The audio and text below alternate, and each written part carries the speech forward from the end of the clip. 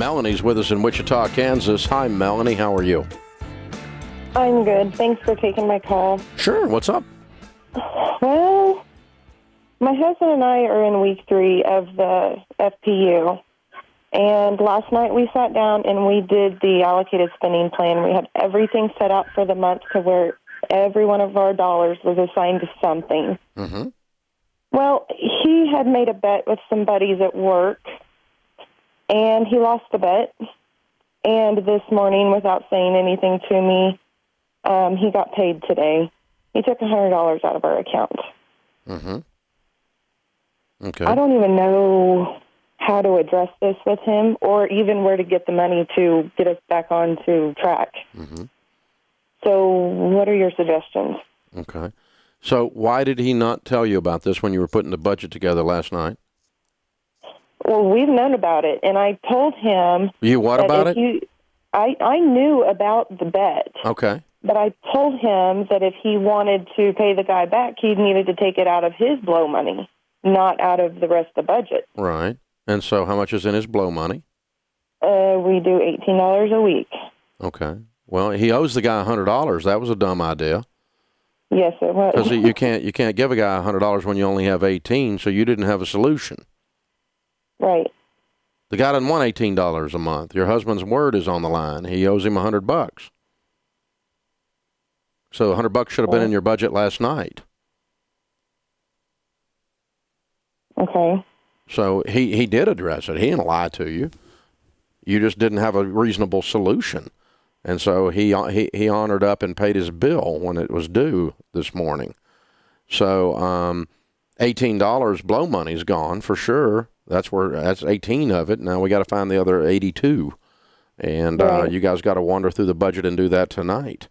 So, number one, when you know something's in front of you, don't pretend like it's not there.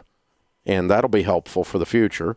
Number two, he has to understand that you felt like you guys had a contract.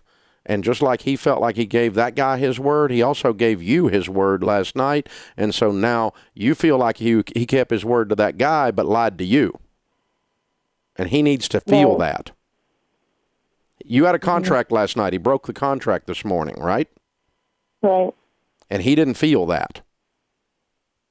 And that pissed you off, and I don't blame you. Okay? So you guys, that's the point. When we agree on something on this paper, it's a pinky swear and a spit shake, and we do not change it without both of us coming back and agreeing to change it. And so what he should have done when he left the table last night, he should have already had the $100 worked out, and you should have too, in the budget, so that the guy was paid what he was owed the next day. And don't make any more stupid bets at work. You're trying to get out of debt. Now, then that's what y'all should have done. But if that didn't happen, then when he got there this morning and felt the pressure to pay the bill that he owed, to keep his word, he should have picked up the phone and called you and said, hey, we got a contract, but I also got a contract over here.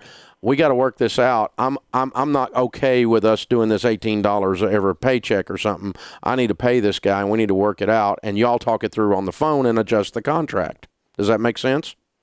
Mm-hmm. Kind of like if you get to the grocery store or you get to the gas station and there's no gas in the envelope. You got to get home because y'all screwed up your budget, right? Then you got to call him and go, I got to get home, so I'm taking a little bit out of our food money because I got to get some gas money in the car, and we got to adjust the budget tonight. And I wanted to tell you ahead of time so you don't feel like I broke my word to you when we get home tonight. Because that budget becomes a contract where you all trust each other that we're joining hands and walking out of this. And that's why you're calling me, because that made you mad when he broke his word, right? Yeah, it did. Yeah. I don't blame you. But y'all set it up to where you put him in a box, and he's going to break his word to somebody this morning. It was just a matter of who. And I don't like what he did, but I also don't like what y'all did last night that put him in a box where he didn't have choices. So if y'all had handled it last night, it wouldn't have been there, because he knew he was going to face this morning when he got to work. He knew he had to look at that guy and go, I owe the guy $100. Now, am I going to welch on the bet? No, you're not going to do that. You're going to pay your bill.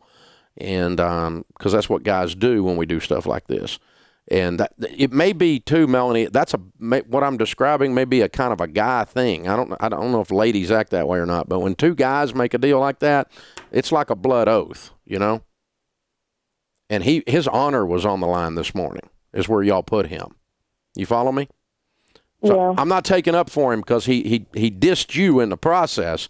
But you got to understand he was under extreme guy pressure. Honor, his integrity was on the line.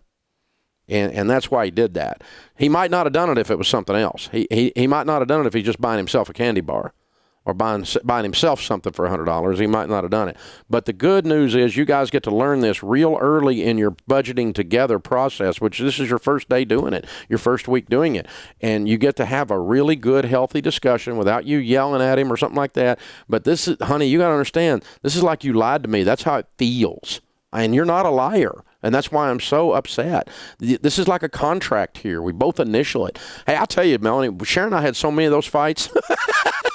We about killed each other. We got to where we had to initial the corner of the budget like it was a contract because we wanted to have emotional surety that we both understood how serious sticking to our word was. And I have been on the phone standing in Sam's Club going, honey, there's something on sale here I'd like to get. It's not like I'm a wuss and I have to ask my wife permission to go to the bathroom or something. That's not the case. But I had made a promise to my wife called a budget. And I wasn't going to break my promise to my wife. And so I call her and I go, hey, I'm going to be $10 over. I'd like to take that out of this other category. Is that cool? She says yes. Boom. We have a budget. We have an amendment to the contract. The contract has now been amended. And now we buy the thing at Sam's Club and we come home smiling and everybody's okay. But I did not just come home and go, look what I did, which I used to do. And that's just disastrous right there. So, yeah, this is really tense day for you. It's been hard on him emotionally, too, because he had to decide who he was going to break his word to if he understood that he gave his word last night. But after tonight, he'll understand if you explain it to him clearly that this budget is a contract between the two of you. And when you start treating it that way, man, you guys are going to do so good. You're gonna call me back going, this changed my marriage. This changed our communication level. It changed how we look at the future. It changed our view on everything. I mean, it's amazing.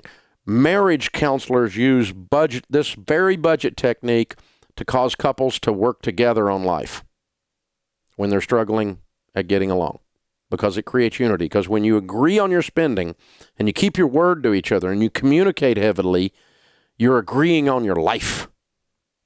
And so I completely understand why you're upset, and I would be upset if I were in your shoes too. But understand, you put him, the two of you, his not dealing with it last night's wimpy on his part. But the two of you boxed him into a corner last night, and this morning he walked right through the paint. He painted it into the corner, and he took his wet shoes right through the middle of it. And that's what's happened here. So I'm really glad it's only $100, and I'm really glad you knew about it ahead of time, sorta. And I'm really glad that you're ticked about it, and you guys are going to have a good discussion about it, because this is going to be a thing you point back to 10 years later, and you go, that was the day, that was the week we changed our life right there. So this is going to be great as long as y'all talk it through and come to solid agreement on this is a contract from this point forward. Very cool stuff. Good call. Good call. That's normal stuff happening there, and this is how you work through it. This is the Dave Ramsey Show. Hey guys, thanks for watching. If you enjoyed this video, click the subscribe button to get the latest content and check out these other great clips from the show.